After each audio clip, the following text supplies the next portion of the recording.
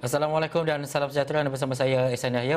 Pastinya untuk waktu ini terkini kita merujuk kepada sidang media yang disampaikan oleh Datuk Seri Ismail Sabri Yaakob sebentar tadi berhubung dengan beberapa kenyataan, terutamanya hari ini untuk kita mengetahui keadaan dan juga situasi terkini, terutamanya melibatkan Perintah Kawalan Pergerakan Bersyarat ataupun PKPB, dan dimaklumkan bahawa Perintah Kawalan Pergerakan Bersyarat PKPB di Kuala Lumpur dan juga Selangor yang dijadualkan tamat pada Ahad sebenarnya dilanjutkan 14 hari lagi sehingga 20 Disember ini. Dan Menteri Kanan Datuk Seri Ismail Sabri Yaakob bagaimanapun berkata 3 daerah di Selangor iaitu di Sabak Bernam, Hulu Selangor, Kuala Selangor diumum Perintah Kawalan Pergerakan Pemulihan PKPP sehingga 20 Disember.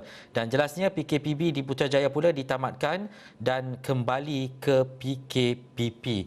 Begitu juga di beberapa negeri termasuk di Pulau Pinang, Perak dan juga Kelantan yang dimaklumkan tamatnya PKPB, dan ada beberapa kawasan dan juga tempat yang masih lagi dikenakan PKPB. Bagaimanapun kenyataan ini kepastinya kami akan berikan dalam bentuk berita kepada anda secara lebih ringkas dan juga padat untuk kita betul-betul faham, dan juga bagaimana pula berkaitan dengan pergerakan dan sebagainya. Dan waktu ini kita nak terus sahaja ketika ini, waktu ini, dan pastinya banyak lagi perkara-perkara penting untuk kita faham berhubung dengan situasi dan keadaan semasa berkaitan dengan PKPB waktu ini. Dan jika kita melihat kepada sektor, ada persoalan-persoalan daripada rakan kita wartawan, dan juga untuk memaklumkan bahawa bagaimana sebenarnya situasi dan juga keadaan ini yang memberi kepada impak terhadap pelancongan, pergerakan dan sebagainya.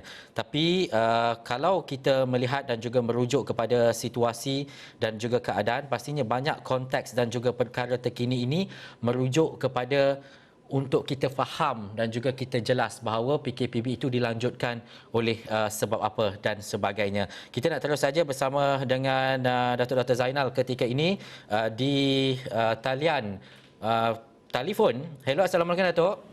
Waalaikumsalam warahmatullahi wabarakatuh. Ya, saya. Datuk, terima kasih kerana bersama dengan Esra Wani. Tadi kita dapat mengetahui bahawa ada PKPB yang telah pun tidak dikuatkuasakan di beberapa negeri. Tetapi secara konteks dan juga dasarnya untuk kita faham bahawa walaupun tidak berlangsung ataupun tidak berlakunya PKPB, tetapi nilai dan juga faktor kesihatan untuk mengekang penularan COVID itu masih lagi perlu dikuatkuasakan oleh masyarakat dalam diri mereka. Komen Datuk. Ya, saya nampak keputusan hari ini ya, pertama alhamdulillah, dan terima kasih kepada kerajaan. Pertama, keputusan itu adalah tepat dan adil ya, dan memperseimbangkan secara detail di antara kesihatan umum dan juga pergerakan sosial dan ekonomi lah. Jadi saya rasakan satu keputusan tepat dari segi teknikalnya. Ya. Cuma kita harap dalam masa 2 minggu atau sehingga hujung tahun, kita sebagai rakyat dan kerajaan dapat melakukan sekurang-kurangnya 4 perkara. Ya.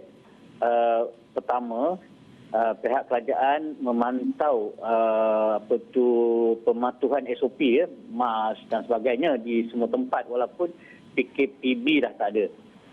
Yang kedua, supaya pihak berkuasa mengetatkan ataupun betul-betul melaksanakan zon merah tak boleh keluar tanpa sebab yang betul-betul sangat. Sebab ini penting kerana mereka akan menyebarkan balik ke kawasan-kawasan yang lain. Yang ketiga ialah kita harap supaya masyarakat appreciate tindakan kerajaan ini, dan kita ambil tempoh sehingga hujung tahun ini betul-betul kita laksanakan supaya bila sampai 2021 itu kita boleh kembali kepada normal. Dan yang keempat, ini yang penting, kita harap supaya Kementerian Kesihatan lah, sekarang dah bagus dah, cuma sekarang kalau kita boleh zero sikit kepada mukim-mukim. Saya rasa macam di Selangor, di Seremban, walaupun banyak mukim, tetapi kes-kes itu sebenarnya kita boleh contain, boleh kawal kalau kita tahu dan kita orang katakan outline kan. Boleh insya-Allah. Jadi next step for Kementerian Kesihatan adalah untuk fokus ataupun detailkan kepada mukib je. Jadi tapi setakat ini alhamdulillah. Ya saya. Ya, dan juga Datuk, ini antara perkara baik untuk kita faham, dan juga ada kawasan-kawasan seperti yang disebut oleh Datuk Seri Ismail Sabri bahawa ia terkawal, dan juga ini antara penting untuk kita merancangkan kembali keadaan ekonomi rentas negeri itu bagaimana, sebab mungkin dalam tempoh sehari jutaan ringgit kita hilang disebabkan keadaan dan juga situasi PKPB ini. Bagi Datuk sendiri, walaupun kita dalam fasa tak kisahlah PKPB, PKPP, PKPD sekalipun, bagaimana untuk kita pastikan sebelum kita mendapat vaksin yang betul-betul nanti, tetapi untuk saat ini SOP itu terus dipatuhi, difahami, dan juga kesedaran masyarakat dan juga rakyat itu. Ya, pada kita lah, walaupun PKPB atau apa-apa sajalah, kita sebagai rakyat, kita mesti pertama kita patuh SOP yang telah 10 bulan kita lalui. Jangan keluar kalau tak perlu. Pakai mask di setiap masa. Di keluar rumah pakai mask. Yang ketiga, penjarakan sosial.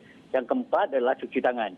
Dan saya rasakan kita boleh bergerak ekonomi, domestik, tourism, melawat tempat-tempat kecuali yang dikhaskan. Jadi, tapi semua ni kita sendirilah. Macam ni kita sendiri kena jaga. Jangan harapkan orang lain dan jangan harapkan kerajaan untuk melaksanakan atau menguatkuasakan. Kita mesti buat sendirilah. Ya saya. Baik, terima kasih kepada Datuk Dr. Zainal Arifin Omar, Presiden Persatuan Pakar Perubatan Kesihatan Awam Malaysia, dan pastinya nanti kita akan hubungi lagi Datuk untuk kita dapatkan lagi informasi-informasi, sebab perkara ini pastinya kita akan bawa dari semasa ke semasa. Kita tak boleh ingatkan hari ini dan mungkin esok ada dalam kalangan kita yang mungkin lupa. Terima kasih kepada Datuk. Kita nak berhenti rehat seketika. Selepas ini saya nak ke Ipoh nak melihat kepada keadaan dan juga situasi perkembangan politik di Perak. Kita nak berhenti rehat, kita kembali selepas ini.